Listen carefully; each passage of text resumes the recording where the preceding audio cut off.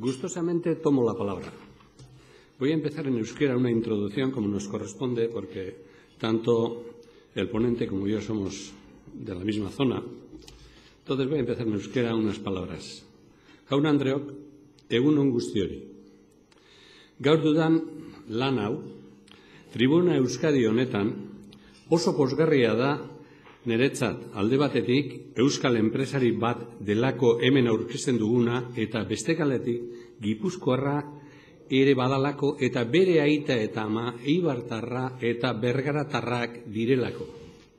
Ikusi dugun bezala, batuera hau ez da oinarri txarra izan.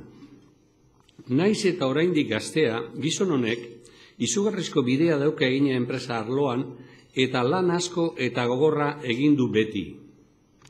Gaur egun ez da erreza horrelako konpromisoa hartu eta aurrera ateratzen duten pertsonak aurkitzea. Batez ere, etxetik kanpo egin behar izan badute. Aner Garmendia Urkizu, Ega Master, enpresa bikain horren arduraduna da gizon hau. Buenos días a todos. Hoy me corresponde la satisfactoria tarea de presentaros en Tribuna Euskadi de hoy a un destacado empresario vasco. Para más señas, un guipuzcoano, de padre ibarres y madre bergaresa. Una combinación esta que debe ser muy buena en vista del magnífico resultado obtenido.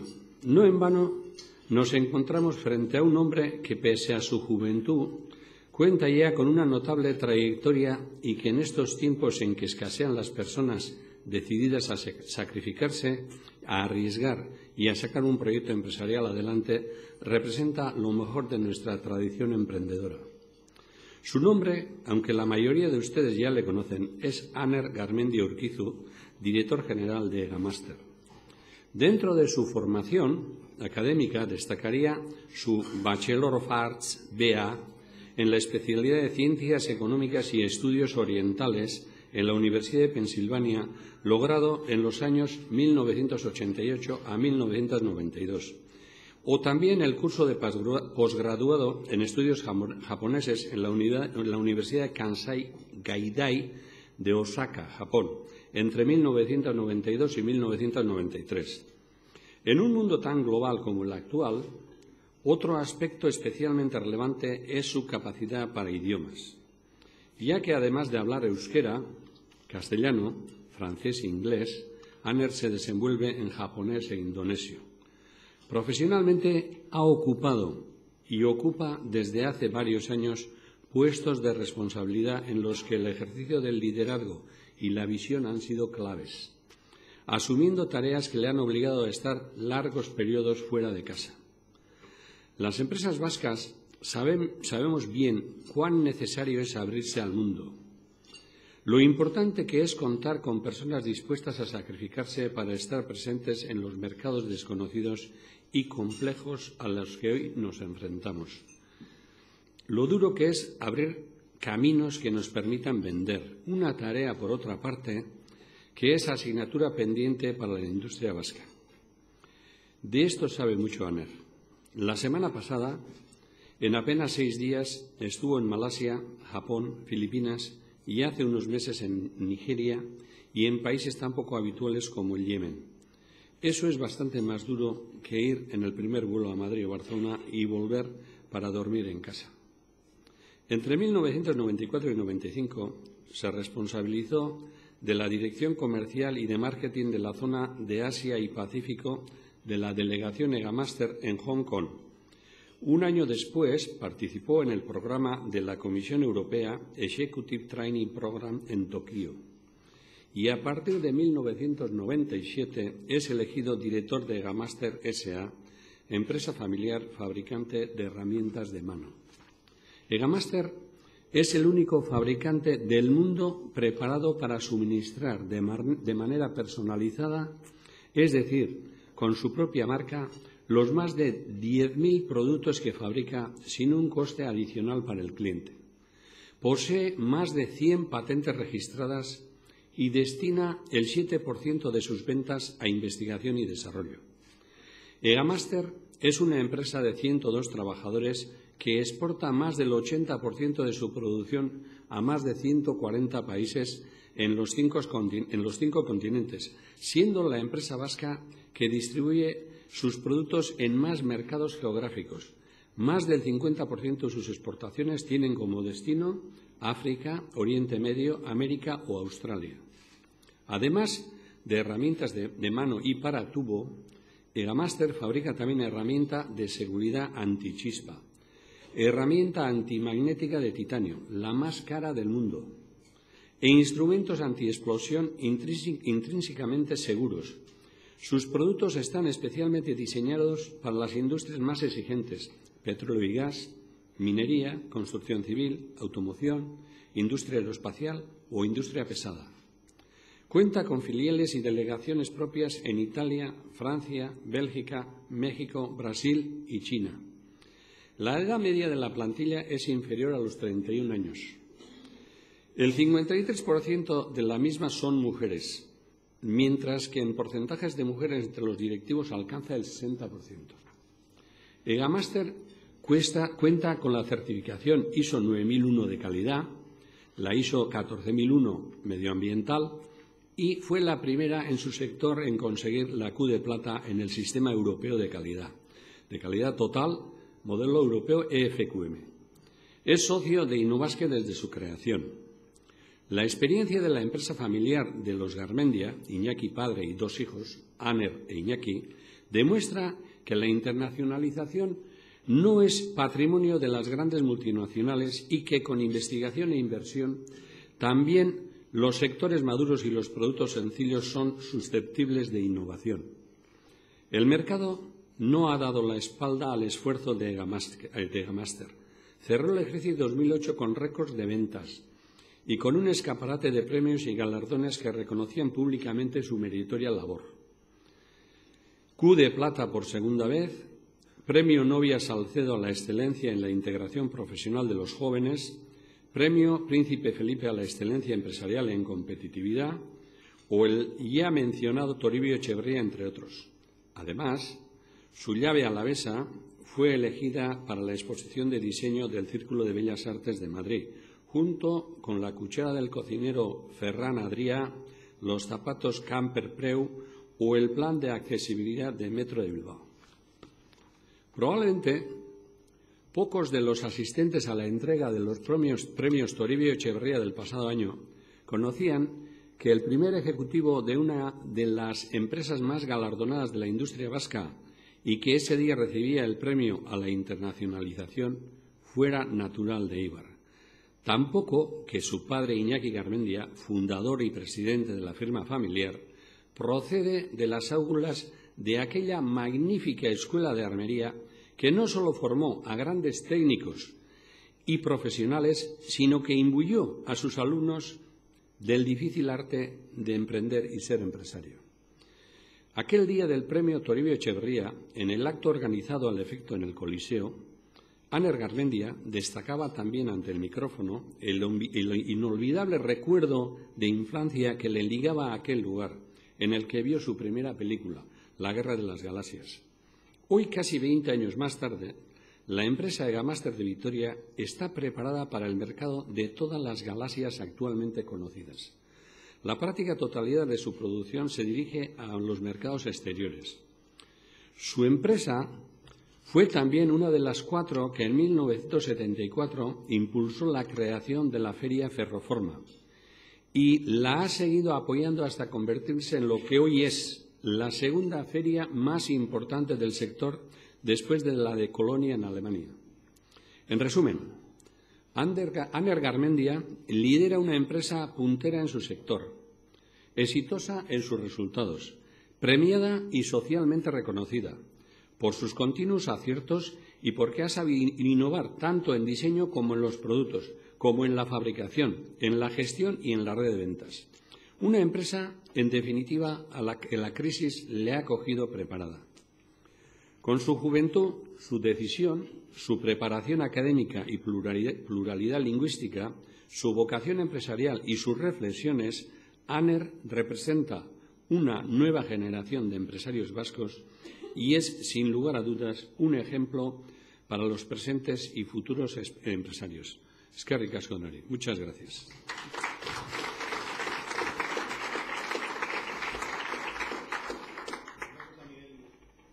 Miguel Azpiur, el presidente de Confebask, que ha realizado la presentación de Aner Garmendia, director general de Gamaster. En un instante será el ponente y tendrá ocasión de explicarnos todo aquello que le parezca oportuno. Aprovecho para recordarles que en la mesa disponen de un papelito para hacer una pregunta que más que una invitación es casi una obligación, porque estoy seguro que tienen cosas que preguntarle. De manera que la palabra la tiene Aner Garmendia.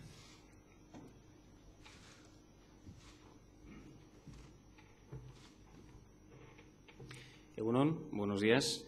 Quiero en primer lugar agradecer a los rectores de esta tribuna Euskadi y el Foro en Europa por invitarme a compartir con ustedes una serie de reflexiones sobre la crisis del mercado mundial y tratar de ofrecerles, desde nuestra experiencia, la manera de responder más adecuadamente.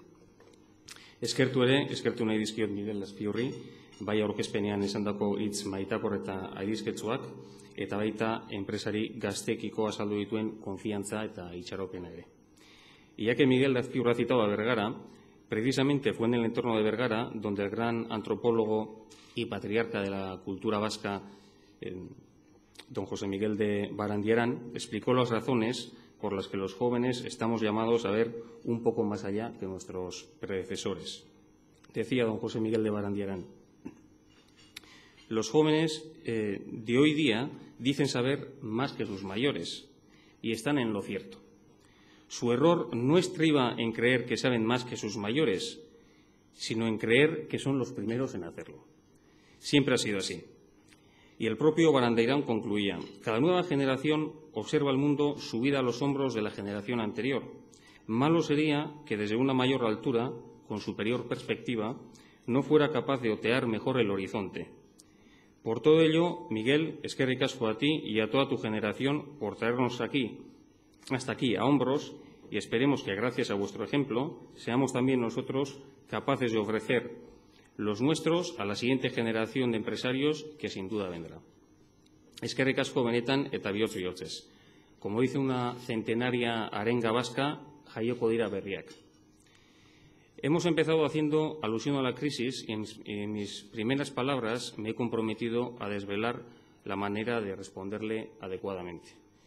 Que hay crisis es una evidencia, pero no es menos evidente que la clave para superar la crisis y salir reforzados de ella es la competitividad global. Podemos o no coincidir en la forma de alcanzar la competitividad, pero que la solución pasa por ser competitivos no lo pone en duda nadie. Además, con o sin crisis, las empresas industriales que no sean competitivas a nivel global están abocadas irremisiblemente a la desaparición.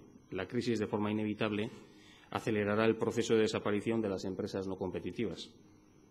Para conseguir ser competitivos globalmente, la industria vasca debe profundizar en la aplicación de dos recetas básicas: la innovación y la internacionalización. La innovación debe ser uno de los factores fundamentales de nuestra competitividad global. La innovación es lo que nos permite distinguirnos de cientos o incluso miles de competidores de todo el mundo con los que competimos de forma diaria. Se trata de uno de los elementos diferenciadores clave.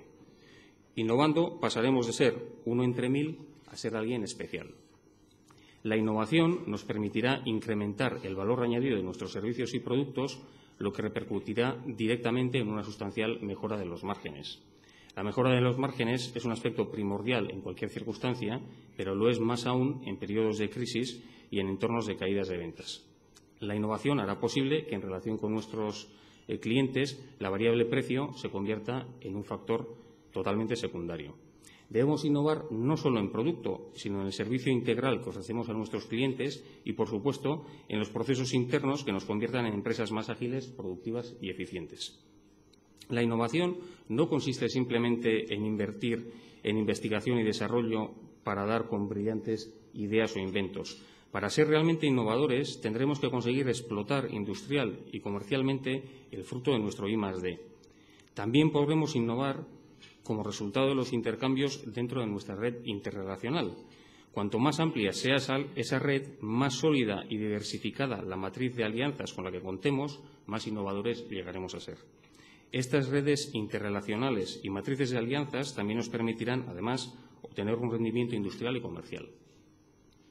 No fue Henry Ford el que inventó el coche, pero sí fue el que obtuvo un mayor rendimiento del invento, el que fue capaz de explotar industrial y comercialmente algo que hasta entonces solo se trataba de un curioso avance tecnológico.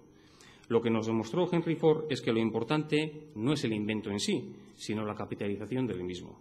Y para ello es imprescindible contar con un modelo de negocio bien formulado y unos colaboradores o aliados que lo hagan posible.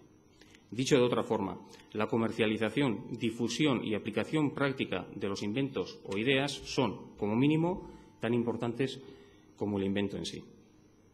También es imprescindible ser innovadores en los procesos productivos. Tradicionalmente, la industria vasca ha estado integrada muy verticalmente, es decir, basada en un sistema mediante el que las empresas realizan con medios propios todos los procesos productivos relacionados con la fabricación de su propio producto, de principio a fin. De esta forma, procesos como la fundición, forja, mecanización, tratamientos térmicos o cromados se concentraban en manos de una empresa que no concebía ninguna otra fórmula alternativa de fabricación. Este modelo de integración vertical cuenta con una serie de desventajas importantes, ya que ni permite sinergias interempresariales ni la necesaria y sana colaboración entre competidores, ni la especialización propia en ningún proceso concreto, ni posibilita la obtención de economías de escala necesarias para ser competitivo de forma global. La integración vertical carga además a la empresa de una estructura fija poco ágil y excesivamente pesada. Por fortuna, encontramos cada vez más en Euskadi excelentes ejemplos de industrias que destacan precisamente por lo contrario, por una desintegración vertical. Son las industrias del automóvil y de la aeronáutica, como paradigmas de la industria más avanzada y moderna, las que deben servir como referentes a otros sectores industriales. Se trata de un modelo de fabricación en el que el fabricante se centra en aquellos eslabones clave y de mayor valor de la cadena, como los de I+D, ingeniería, diseño industrial, control de calidad, etcétera, subcontratando al mismo tiempo a especialistas punteros el resto de los eslabones de la larguísima cadena de valor, como pueden ser la producción de partes, piezas, componentes o procesos que requieren un grado de especialización elevado. Las enseñanzas de la desintegración vertical, o como le llamamos en nuestro particular lenguaje, integración horizontal, nos pueden aportar una serie de ventajas de gran valor. Al colaborar con una red amplia de aliados subcontratistas especializados en procesos concretos, conseguiremos en cada uno de ellos una optimización mucho mayor en cada proceso que afrontándolos con medios propios, con la consiguiente mejora de calidad en cada una de las partes, piezas o procesos. Conseguiremos también aprovechar las economías de escala de los aliados subcontratados para poder reducir costes. Este sistema abre también las puertas a la colaboración con empresas especializadas en cualquier parte del mundo, al trabajo conjunto con los mejores expertos independientemente de dónde se encuentren. Colaborando con especialistas, tendremos de forma permanente a nuestro alcance las tecnologías más avanzadas, algo impensable para las industrias verticalmente integradas que pretenden hacerlo todo por sus propios medios.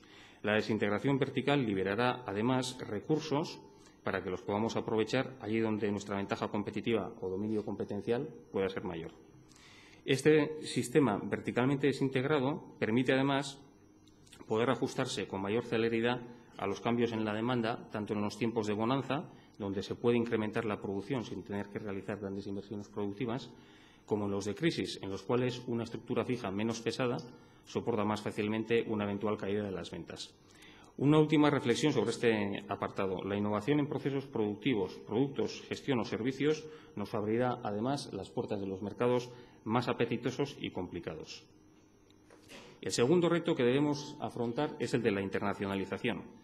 Además de una estrategia indispensable para llegar a ser mundialmente competitivos, el esfuerzo internacionalizador se convierte en una fuente inagotable de enriquecedoras experiencias y entrañables anécdotas que, aparte de fortalecer el factor humano, rompe fronteras, construye puentes y favorece, en definitiva, una inmejorable relación comercial.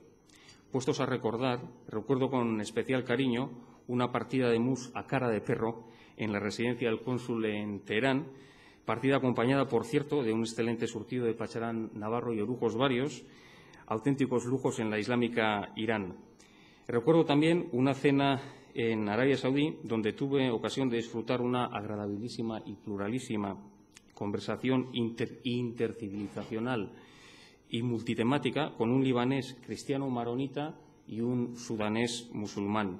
¿Cómo olvidar una exquisita comida en un restaurante chino del Sultanato de Brunei, donde la única bebida con la que el cliente nos quiso ilegalmente agasajar fue una botella de coñac francés de más de 30 años? O la tremenda sorpresa que me llevé al visitar Papúa Nueva Guinea por primera vez y descubrir que nuestro potencial cliente, con el que nunca antes habíamos tenido relación alguna, llevaba años vendiendo producto de marca Gamaster que importaba desde Australia. La satisfacción de encontrar producto propio en los más remotos rincones de la tierra, créanme, es inenarrable. Y la satisfacción que produce marcar en el mapamundi aquellos países a los que exportamos y comprobar que apenas nos quedan ya huecos que cubrir es inmensa. Pero tenemos que ir haciéndonos a la idea de que ese mapamundi ya no es el extranjero, sino la aldea global que Marshall McLuhan acuñó ya en 1962. Es, por tanto, hora de que hagamos nuestro, en el ámbito del mercado, lo que las teorías de la comunicación formularon hace ya medio siglo. No estamos inventando nada, sino adecuando el mercado a la demanda de la aldea global. Con todo, independientemente de ser una fuente inagotable de anécdotas, la internacionalización de la venta, es decir, la exportación, activa al menos 3 mecanismos de mejora de competitividad sostenible. Por una parte, se convierte en una fuente generadora de aprendizaje y mejora continua, es compitiendo contra los mejores en sus propios mercados, donde uno da lo mejor de sí mismo. Es así como se activan los mecanismos de evolución y de adaptación de la empresa. Por otra parte, el hecho de contar con distribuidores y representantes en el mayor número posible de países proporciona además antenas, radares y puntos de observación repartidos por todo el mundo. Estos instrumentos sirven para captar información valiosísima en tiempo real sobre lo que hace la competencia, las nuevas necesidades del mercado, las tecnologías emergentes o cualquier otro tipo de información que, debidamente procesada, nos permita ir varios pasos por delante de los competidores que operan principalmente a nivel regional o local. Es así como podremos adelantarnos a las tendencias que inevitablemente llegarán de otros países. Por último, la internacionalización contribuye de forma muy significativa a diversificar el riesgo.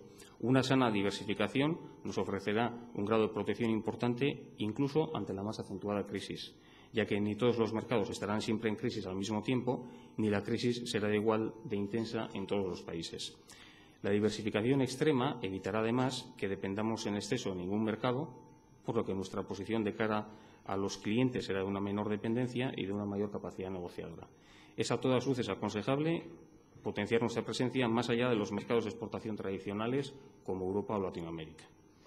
La internacionalización de los procesos productivos también es una oportunidad que las empresas vascas no debemos dejar de pasar para ser competitivos a nivel global. Debemos afrontar un proceso de multilocalización internacional que nos permita buscar en cada caso el lugar ideal para cada eslabón de la cadena de valor, tratando de alcanzar el mayor grado de optimización y eficiencia en cada uno de esos procesos. En Euskadi deberemos apostar por centrarnos fundamentalmente en los procesos de la cadena de valor de mayor valor añadido, aquellos que requieren un mayor grado de especialización y conocimiento. Estos son precisamente los puestos de trabajo mejor remunerados y que mayor bienestar generarán a nuestra sociedad. Este es el único camino para mantener empleo de calidad. No podemos pretender hacer lo mismo que hacen otros, pero a un precio mayor.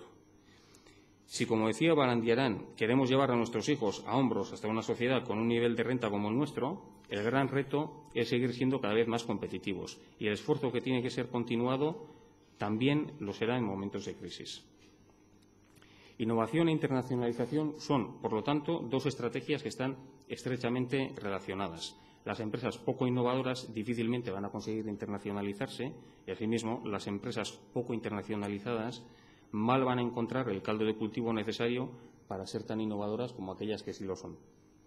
O, dicho de una forma más positiva, las empresas innovadoras se internacionalizarán con mayor facilidad y las empresas internacionalizadas innovarán muchísimo más que si estuvieran centradas en mercados exclusivamente locales. Son dos estrategias que se refuerzan mutuamente, claves ambas para ser competitivos en la economía globalizada. Es precisamente con estos dos pilares estratégicos fundamentales como nuestra empresa conseguimos, como bien ha dicho Miguel Azpiur, los mejores resultados en nuestra historia en 2008 y cómo estamos haciendo frente con moderado optimismo a los peores meses de la economía mundial desde la Segunda Guerra Mundial. No deberíamos quedarnos con la idea de que innovación e internacionalización son fórmulas mágicas para superar la crisis. El que no haya venido desarrollando ambos campos en los últimos años lo va a tener verdaderamente complicado en el futuro más inmediato. Internacionalización e innovación serán siempre estrategias esenciales para ser competitivo de forma sostenible, obligaciones irrenunciables para las empresas del siglo XXI.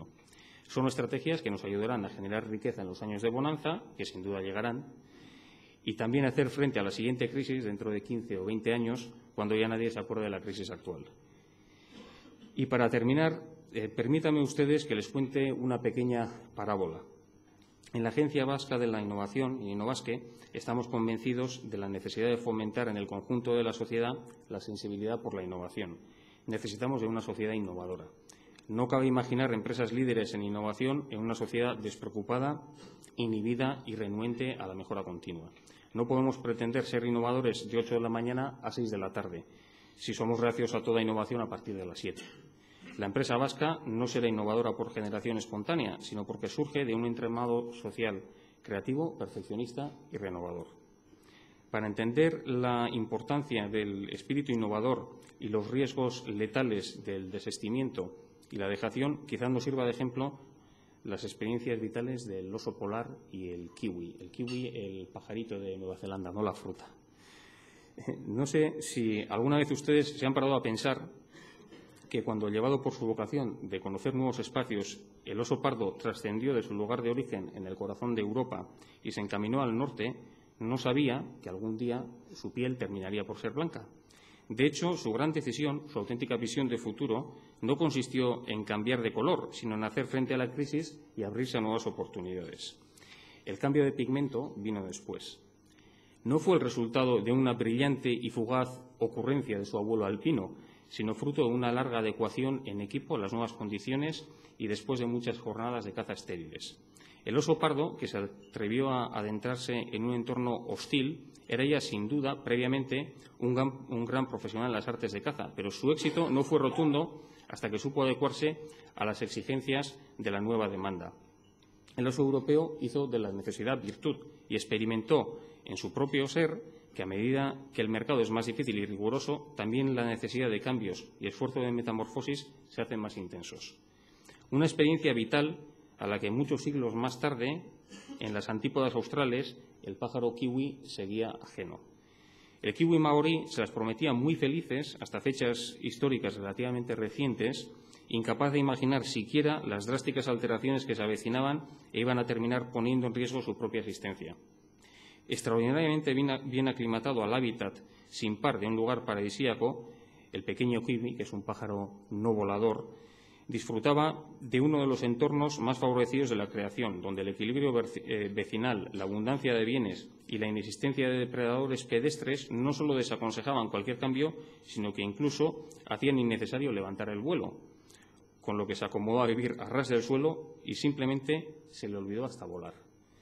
Pero a finales del siglo XVIII arribaron a las costas de la actual Nueva Zelanda dos nuevas especies cuya existencia no constaba siquiera en el imaginario de los felices kiwis.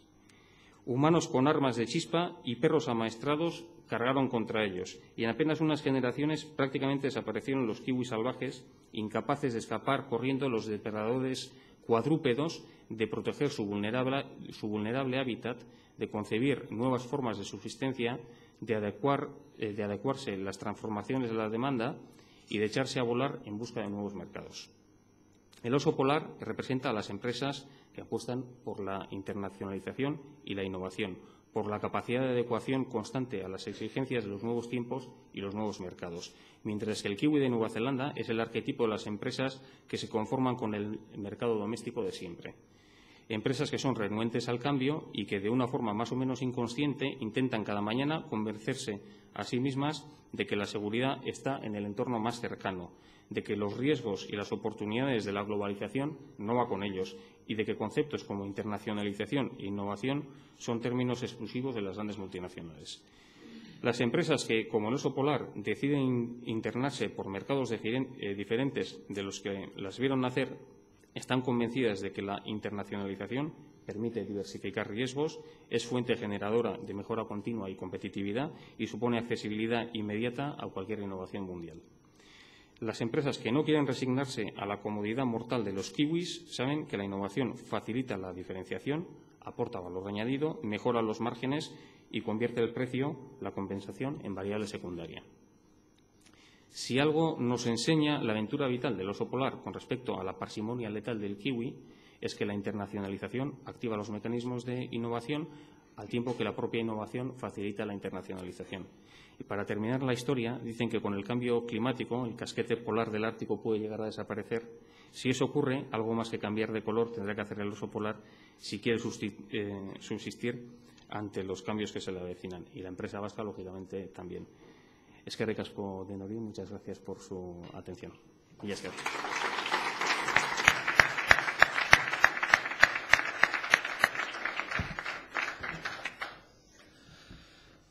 Bueno, pues la verdad es que ha habido mucho interés, porque hay muchas preguntas, ninguna sobre el oso polar y el kiwi, pero muchas y de muy diversos sentidos, de manera que me da la impresión de que no le voy a dar ni tiempo a Aner Garmendia a beber un poquito de agua y comenzamos. Por ejemplo,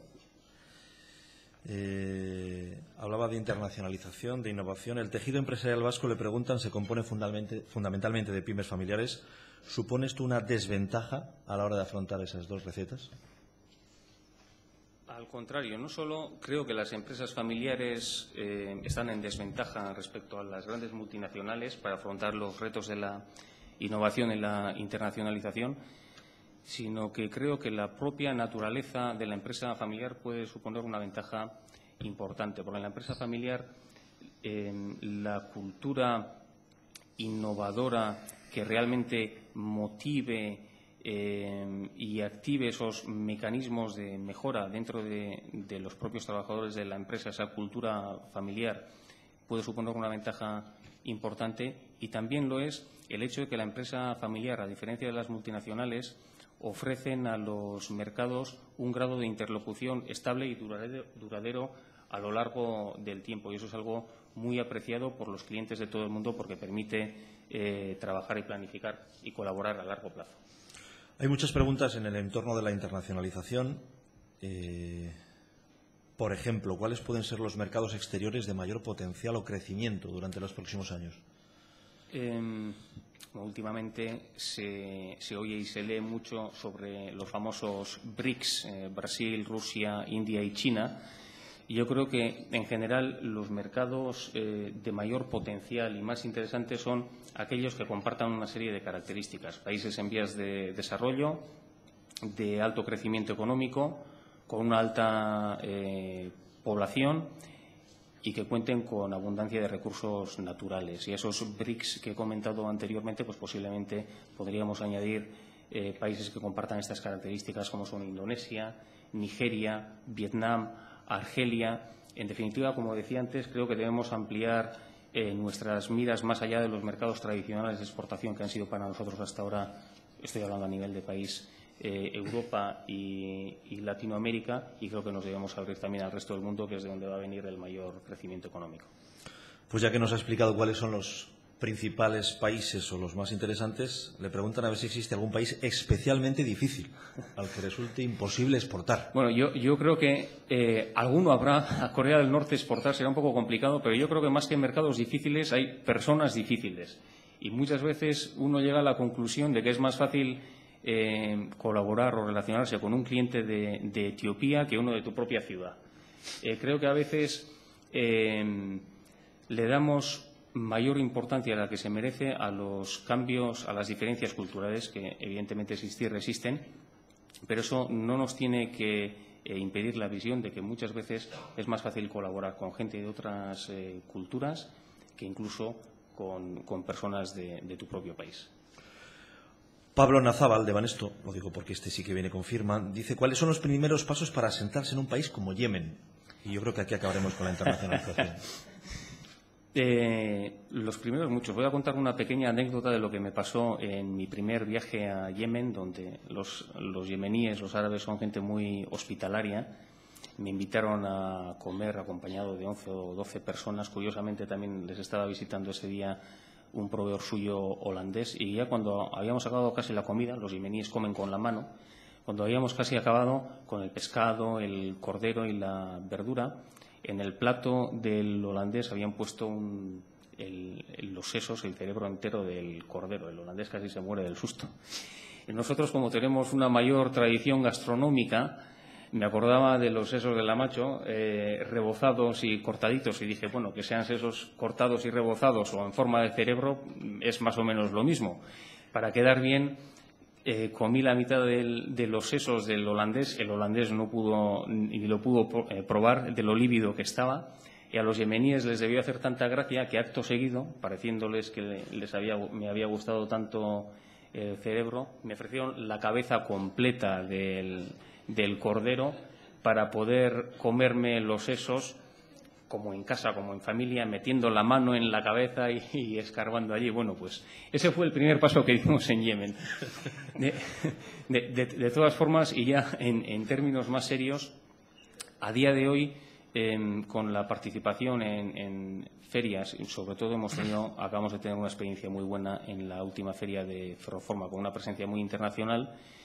Las ferias son un buen escaparate porque llegan clientes potenciales de todo el mundo, y también existe la posibilidad de acogerse a las misiones comerciales que organizan las cámaras de comercio a países prácticamente de todo el mundo, y realmente el que se lo propone puede llegar prácticamente al último rincón de la tierra.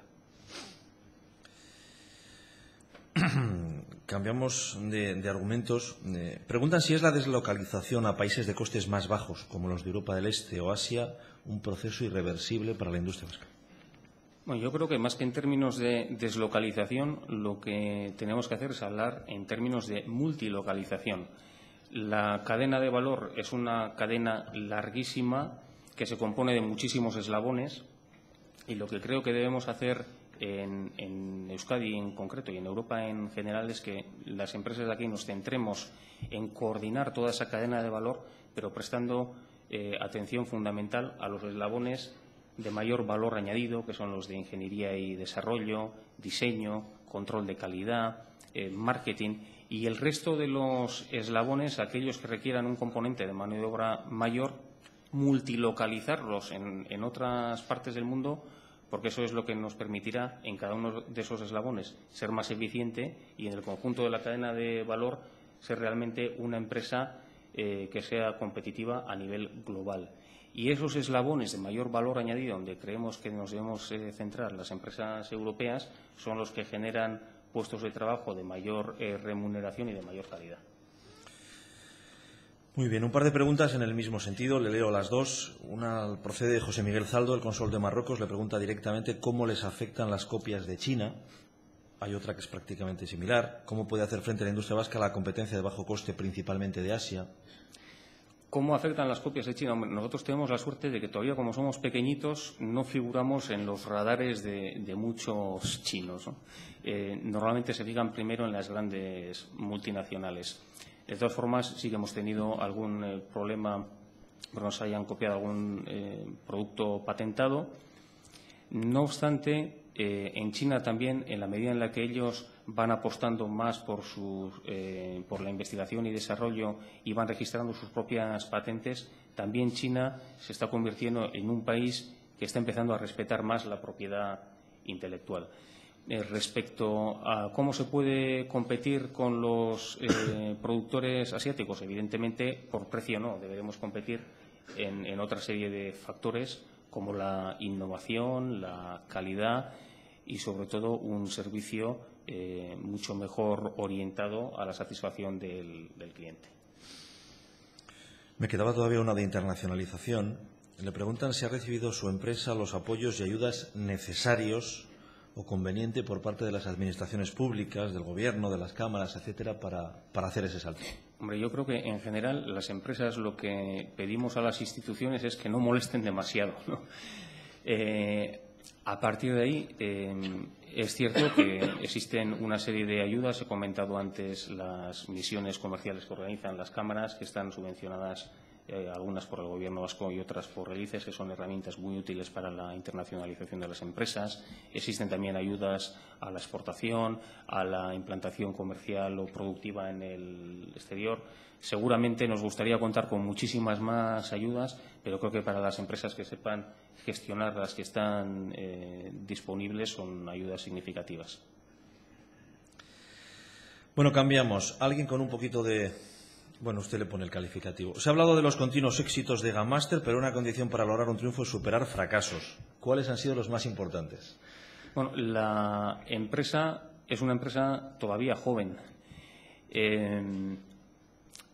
Después de todo el rollo que les he soltado antes, alguien podría decir, bueno, y todo eso que ha comentado sobre internacionalización e innovación pasa la prueba del algodón. ¿Cómo está afrontando Gamáster la crisis? Por fortuna, hemos de decir, y aquí tuvimos visión de futuro, nuestra dependencia del mercado español es relativamente pequeña, solo el 20% de nuestras ventas van dirigidas al mercado español. Y por mucho que caiga el mercado español y le va a costar, además, creemos que volver a niveles de crecimiento anteriores, al tener un 80% de ventas en el exterior, nuestras ventas al extranjero están prácticamente en los niveles del año pasado y eso nos permite afrontar con bastante optimismo los próximos meses y años que seguramente serán duros. No concreta, ¿no? ¿Cuáles han sido los fracasos? Vamos con otra cosa. Luis Gonzalo Gil Lavín, creo que leo bien, de la BBK. Le pregunta si se ve usted tratado como empresario por las entidades financieras bien, mal, cómo se ve tratado y si le dan respuesta en precio, plazo adecuados en estos momentos de crisis. Pues como en todo en esta vida, hay de todo.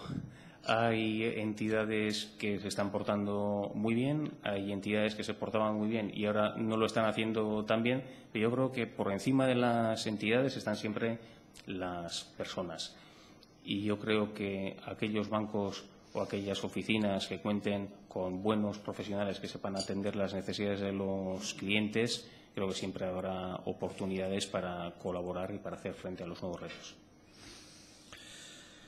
Vamos con la innovación, con la investigación. Benedicto Martínez, dos preguntas. Se las hago por separado. La primera es ¿en qué proporción de efectividad práctica está el 7% destinado a investigación?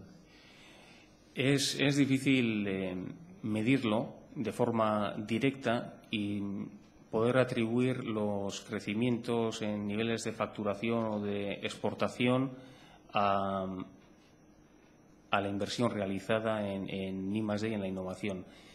Pero lo que sí estamos seguros es de que si no hubiéramos sido una empresa innovadora que hubiera apostado por patentar y por desarrollar tantos productos, no nos habría sido posible internacionalizarnos de la forma en la que lo hemos hecho. Luego seríamos una empresa mucho más pequeña y además seríamos una empresa mucho más susceptible a sufrir las consecuencias de la crisis actual que está siendo, yo creo que especialmente en nuestro sector, intensa en el mercado doméstico. Por lo tanto, creo que hay una relación causa-efecto directa entre nuestra tranquilidad o moderado optimismo en estos momentos relacionado con la innovación y la internacionalización. Casi la ha respondido, pero le hago la segunda pregunta. Dice, ¿se integra totalmente en innovación los logros positivos de la investigación que hace EGA? En algunos casos sí y otros no. Cuando uno se dedica a investigar y a desarrollar, emprende muchos caminos y no todos ellos necesariamente llegan a su fin, pero en un porcentaje importante los proyectos desarrollados pues han concluido con éxito y es además a través de estos productos innovadores donde a uno se le pueden abrir las puertas con muchos clientes y en muchos mercados precisamente por ese mensaje innovador y diferenciador. Seguimos con innovación. ¿Cuáles pueden ser los ingredientes básicos para fomentar una cultura innovadora en las empresas?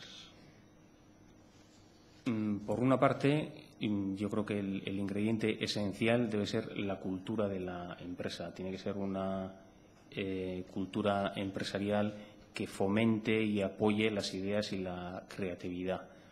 El segundo ingrediente esencial sería el de contar con gente motivada y preparada, no solo que sea creativa, sino que tenga el incentivo para mostrar su creatividad en el puesto de trabajo.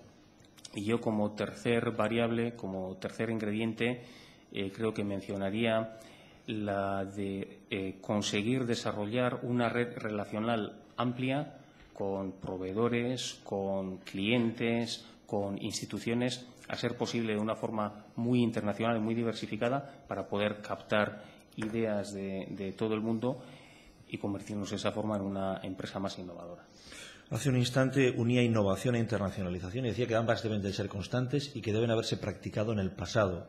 Esto es demoledor para los que quizá no lo hayan comenzado a practicar. Es decir, ¿no lleguen ya o qué debe hacer? Nunca es tarde si la dicha es buena. Y cuanto antes empiecen las empresas que hasta ahora han obviado estas dos estrategias a implementarla, mayores posibilidades de salir de donde estamos y de afrontar los años venideros con mayor éxito. Pero, por desgracia, es cierto que puede haber empresas a las que esta reflexión les haya llegado un poco tarde y tal vez no sean capaces de superar este periodo de crisis. Pero, indudablemente, seamos capaces de superar este periodo de crisis o no, son estrategias clave para la competitividad empresarial, tanto en tiempos de crisis como de bonanza, y si queremos seguir avanzando como país, yo creo que no nos queda más remedio que seguir avanzando en estas dos estrategias.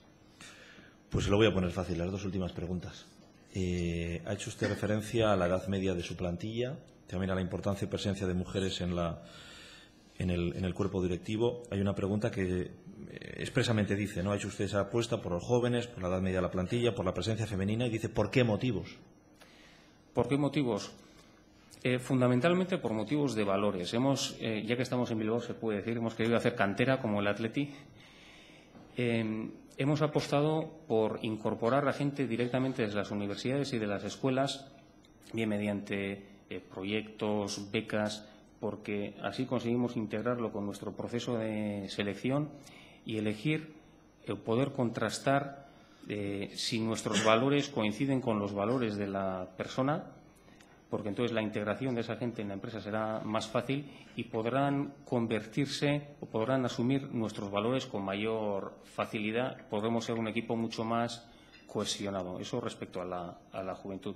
Y respecto a la incorporación de las mujeres, creo que es evidente que cuanto más plural sea la empresa, mejor podremos afrontar los retos. No tengo ningún género de dudas que hay muchísimos trabajos que hacen bastante mejor que nosotros porque tienen menos pajaritos en la cabeza. Y, al final, lo que apostamos no es por hombres, por mujeres, por cristianos o por musulmanes, sino apostamos por personas, y la persona que sea más capaz de realizar un trabajo concreto, pues apostaremos por ella. Pues la última pregunta que le planteaba. ¿Qué echa en falta en la formación que los alumnos reciben en las universidades, en las escuelas de formación profesional? Si es que echa algo en falta. Básicamente, lo que echamos en falta, más que capacitación técnica, lo que sí pediríamos a las universidades serían tres cosas. Que enseñen a los chavales a aprender de forma continua. Los tiempos aquellos en los que uno terminaba la universidad, entraba a trabajar en una empresa y trabajaba en esa empresa 40 años haciendo lo mismo, eso ha pasado a la historia. Con las nuevas tecnologías, los cambios que se están dando en la economía continuamente, tenemos que ser capaces de estar aprendiendo de forma continua. Y esa capacidad de aprender con espíritu crítico es importantísima. Aparte de eso, necesitamos corregir el déficit que tenemos de conocimiento de idiomas, que es realmente preocupante en relación a otros países como Holanda o los países escandinavos. Y, por supuesto, tenemos que tratar de enseñar a la juventud a relacionarse y, sobre todo, a ser capaces de relacionarse de forma internacional, que es otra desventaja competitiva que tenemos importante respecto a los países del centro y norte de Europa. Pues no hay más preguntas. No sé si usted tiene algo más que decir. No, por mi parte, nada más agradecerle su atención y estamos a su disposición para lo que estimen conveniente. Eskerrik asko. Para cerrar esta jornada, por parte de las entidades patrocinadoras, me dicen que Fernando Alonso de la Vega, de Petronor, les agradecerá su presencia. Bueno, gracias, Javier. Por mi parte, solo quisiera agradecerles a todos su presencia y su participación hoy en este foro, en nombre de BBK, de Orange y de Petronor. Por supuesto, a don Miguel Laspiur por su presentación y a Aner Garmendia por habernos ofrecido una visión tan clara de cómo ser un oso polar y no un kiwi, avanzando en la competitividad de nuestras empresas a través de la innovación y de la internacionalización. Y, por último, invitarles a las próximas actividades de Tribuna Euskadi y de Fórum Europa que tienen ustedes en los resúmenes que se encuentran en las mesas. Muchas gracias a todos y buenos días.